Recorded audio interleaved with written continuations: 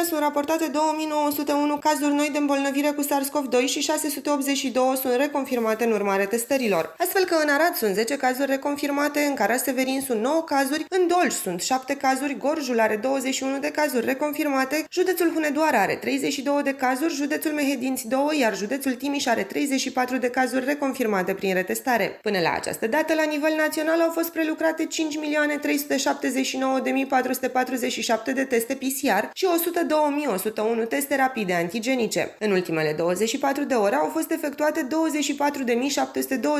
24.726 de teste PCR, 15.905 în baza definiției de caz și a protocolului medical și 8.821 la cerere și 6.568 de teste rapide antigenice. România a ajuns la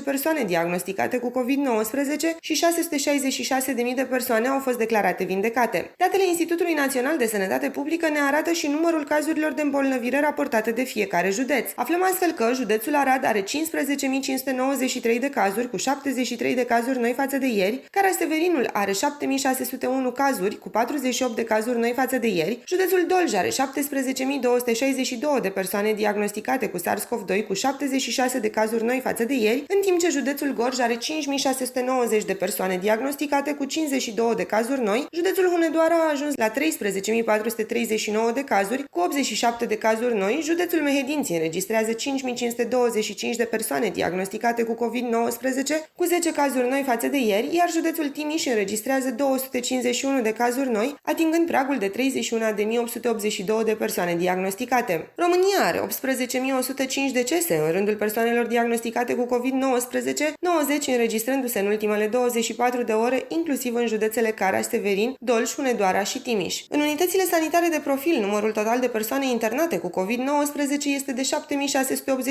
7.687, dintre acestea 989 sunt internate la ATI. 42.062 de persoane confirmate cu infecție cu noul coronavirus sunt în izolare la domiciliu, în timp ce alte 10.502 se află în izolare instituționalizată, iar 61.560 de persoane se află în carantină la domiciliu și 162 în carantină instituționalizată. Ca urmare a încălcării prevederilor legii numărul 55 privind măsurile pentru prevenirea și combaterea efectelor pandemiei de COVID-19, polițiștii și jandarmii au aplicat 4.589 de sancțiuni contravenționale în valoare de 800.350 de lei. Focarul de boala limbii albastre, anunțat în urmă cu aproape 2 săptămâni în comuna Bumbești-Pițic din județul Gorj, pare a fi unul stins, fără a ridica probleme deosebite pentru animalele afectate. În total, 51 de bovine din 27 de exploatații au trecut deja prin boală. Potrivit lui Sorin Ștefănescu, directorul executiv al Direcției Sanitar-Veterinare și pentru Siguranța Alimentelor Gorj, nu se poate vorbi despre un focar activ de blue tongue la bovinele din Bumbești-Pițic, deoarece de la bun început a fost restricționată circulația animalelor. În România, această infecție a limbii albastre a mai evoluat și în perioada 2014-2015, fiind identificat acela serotip viral, respectiv serotipul 4. De asemenea, în anul 2014, sute de ovine, caprine și bovine din gospodăriile din județul Gorj au murit răpuse de boală. Limba albastră este o afecțiune virală care afectează bovinele, ovinele și caprinele, dar și alte rumegătoare. Ea se transmite prin înțepătura unor musculițe denumite culicoide. Până în prezent au fost descoperite 24 de serotipuri ale virusului în diferite părți ale lumii. Virulența și rata de mortalitate ale serotipurilor variază de la caz la caz. Blue tongue se caracterizează prin inflamarea membranelor mucoase, congestie, umflături și hemoragii, însă cele mai multe animale se vindecă singure. Incidența cea mai crescută a cazurilor se regăsește la ovine, în timp ce bovinele și caprinele nu prezintă neapărat simptome, chiar dacă sunt purtătoare ale virusului de o anumită perioadă. Măsurile de prevenire și de combatere a acestei boli se aplică de către direcțiile sanitar-veterinare și pentru siguranța alimentelor județene. Eficiența combaterii depinde nu numai de măsurile ce se aplică în fermele de animale, dar în mare parte și de condițiile meteorologice care pot favoriza sau inhiba dezvoltarea anumitor populații de vectori culicoizi. În acest context, pierderile economice pot fi deosebit de mari, depinzând de gradul de extindere a bolii și au drept cauză cheltuielile aferente eradicării bolii, incluzând despăgubirea pentru animalele ucise, costul activităților legate de diagnosticul bolii, ecarisarea teritoriului, dezinfecție, dezinsecție, vaccinare și orice alte măsuri care se impun la fața locului. Pentru ca pierderile economice să fie cât mai mici, este foarte important, dar și obligatoriu, ca toți deținătorii de animale să anunțe imediat autoritatea veterinară despre apariția oricărui semn de boală la animale.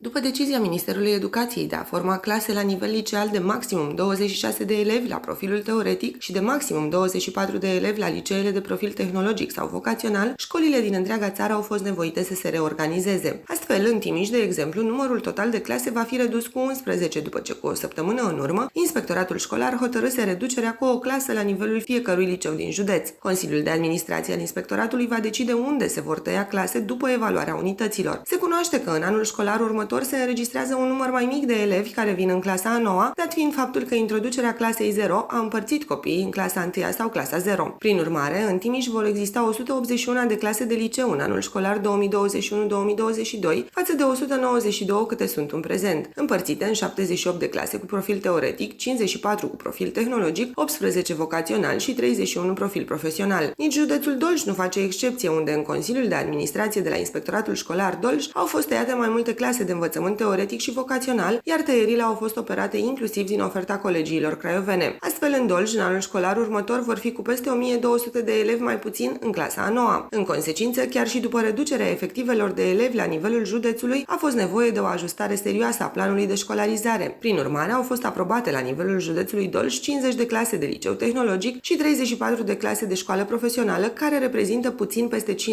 din învățământul liceal. La învățământul teoretic, din cele 77 de clase au fost aprobate 64, iar la învățământul vocațional, din 13 clase au rămas 12. Persoanele cu studii liceale au ponderea cea mai mare între șomerii înregistrați în evidențele Agenției Județene pentru ocuparea forței de muncă Hunedoara. Potrivit datelor calculate la finele anului trecut, șomerii cu studii liceale reprezintă 32,46% din totalul persoanelor aflate în căutarea unui loc de muncă în județul Hunedoara. Ei sunt urmați de cei care au terminat gimnaziul cu 23,36% și de absolvenții unei școli profesionale sau de arte și meserii cu 21,41%. Șomerii fără studii și cu nivel de studii primare reprezintă 10,25% din totalul persoanelor înregistrate în evidențele AJOFM, o valoare aproape similară de 10,27% fiind calculată pentru absolvenții de studii superioare. Rata șomajului calculată la sfârșitul anului trecut a fost de 3,34%, în scădere ușoară cu 0,11% față de luna noiembrie 2020. Din totalul de 5.736 de persoane aflate în căutarea unui loc de muncă, 60,25% erau femei, iar cei mai mulți șomeri, 51%, provin din categoriile de vârstă 40-55 de ani. Mai mulți patroni de restaurante și baruri din centrul istoric al Timișoarei, care au amplasat pe spațiul public igluuri acoperite cu folii de plastic, au fost amendați de autorități. Funcționarea acestor igluuri nu este restricționată de pandemie, spun inspectorii sanitari. Problema a fost legată de absența unui acord pentru fixarea acestui tip de mobilier pe caldarâm, conform poliției locale. La rândul lor, reprezentanții Direcției de Sănătate Publică spun că nu au în atribuție eliberarea unor autorizații pentru astfel de structuri, inspectorii urmărind doar dacă sunt respectate normele impuse în pandemie privind distanțarea fizică.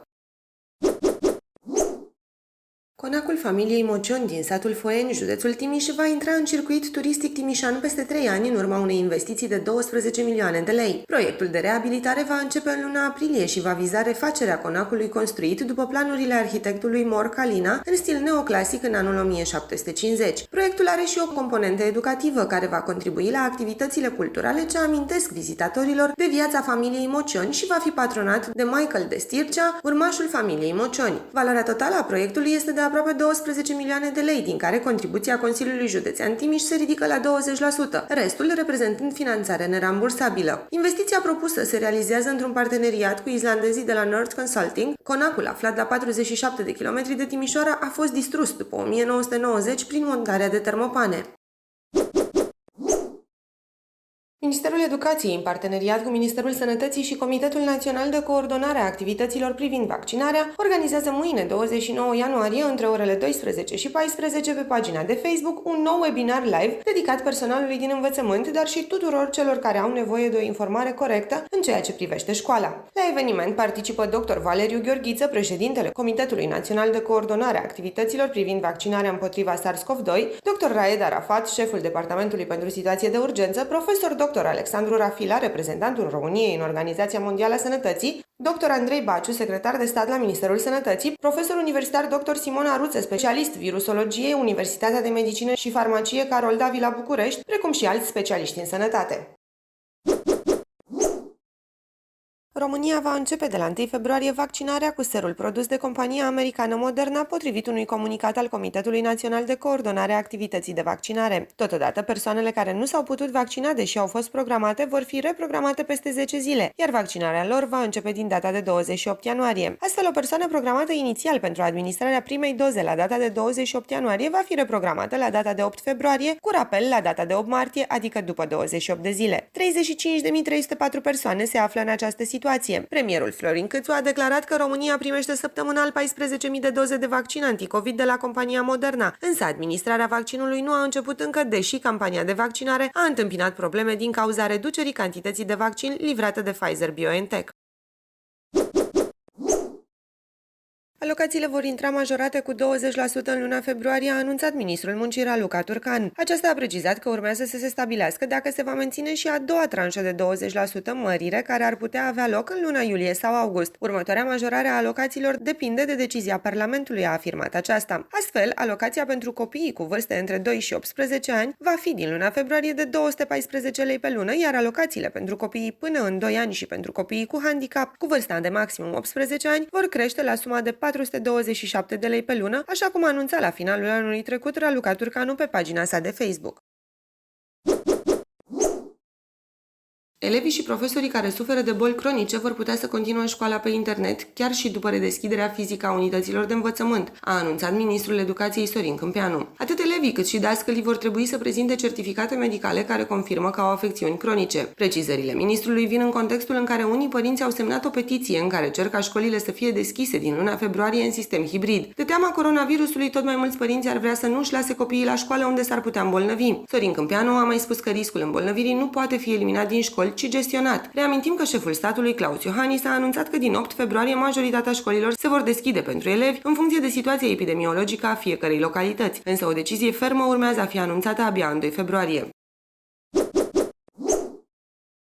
România intenționează să cumpere 9 milioane de vaccinuri anticovid de la compania germană CureVac. Ministrul Sănătății Vlad Voiculescu a semnat în acest sens și o comandă în contextul în care premierul și-a exprimat deja disponibilitatea pentru a aloca resursele necesare pentru procurarea vaccinurilor. Compania germană este unul dintre zecile de laboratoare care dezvoltă în prezent un vaccin împotriva noului coronavirus. CureVac rămâne însă în urmă față de compatriota sa germană BioNTech, aliată cu gigantul american Pfizer, al cărui vaccin a fost deja autorizat în mai multe state, între care și România.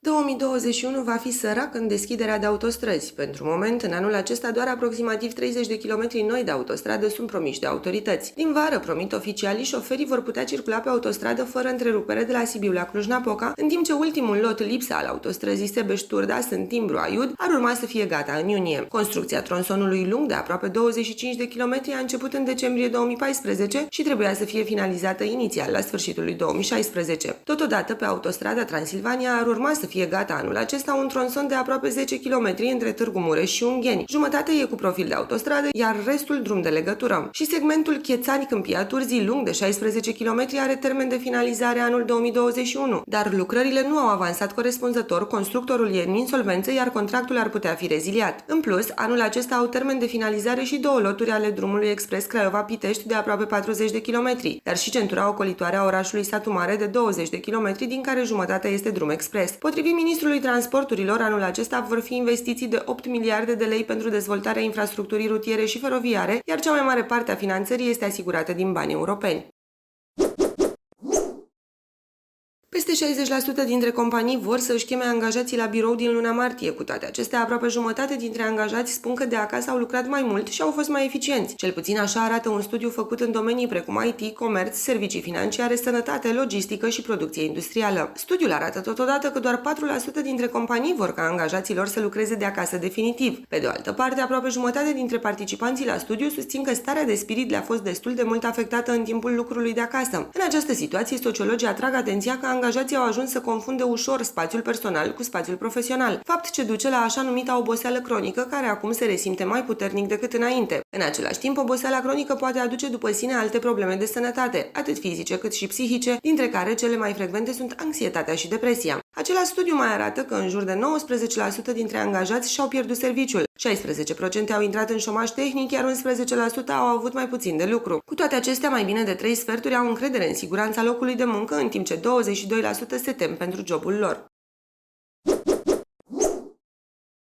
Europol a destructurat cel mai periculos și de lungă durată serviciu de criminalitate cibernetică numit Emotet. Sistemul a fost folosit pentru a fura miliarde de dolari de la întreprinderi și cetățeni din întreaga lume. Descoperit pentru prima oară ca troian bancar în 2014, malware-ul a evoluat în decursul anilor către soluția ideală pentru criminalii cibernetici. Infrastructura Emotet a acționat în esență ca un deschizător principal de uși pentru sistemele informatice la scară globală. Odată ce accesul neautorizat era stabilit, poarta de intrare era vândută altor grupuri infracționale pentru a desfășura activități ilicite precum furtul de date și extorcare. Anchetatorii au preluat însă controlul asupra infrastructurii sale într-o acțiune internațională coordonată de Europol și Eurojust cu ajutorul autorităților din țările de jos, Germania, Statele Unite, Regatul Unit, Franța, Lituania, Canada și Ucraina. Specialiștii spun că Emotet a reușit să ducă e-mailul ca vector de atac la un nivel nemai întâlnit până acum. Printr-un proces complet automatizat, malware-ul a fost livrat pe computerele victimelor prin atașamente de e-mail infectate. Strategii diferite au fost folosite pentru a înșela utilizatorii de la facturi sau notificări de expediere la informații despre COVID-19. Toate aceste e-mailuri conțineau documente Word rău intenționate, fie atașate e-mailului în sine, fie descărcabile printr-un simplu click, permițându-i codului ascuns în fișier să poată rula și instala malware-ul pe computerul victimei. Ceea ce a făcut Emotet atât de periculos este faptul că malware-ul a fost oferit spre închiriere altor infractori cibernetici pentru a instala alte programe, cum ar fi troieni bancari sau de răscumpărare. Acest tip de atac a transformat Emotet într-unul dintre cei mai mari jucători din lumea criminalității cibernetice. Modul său unic de a infecta rețelele prin răspândirea laterală a amenințării după ce a obținut acces la doar câteva dispozitive din rețea, a făcut-o unul dintre cele mai rezistente programe de acest tip din lume. În acest context, Europol recomandă utilizatorilor să-și verifice cu atenție e-mail-ul și să evite deschiderea mesajelor și în special a atașamentelor de la expeditori necunoscuți. După cum spun și anchetatorii, dacă un mesaj pare prea bun pentru a fi adevărat, probabil că așa este, iar e-mail-urile care imploră o acțiune de urgență ar trebui evitate cu orice preț.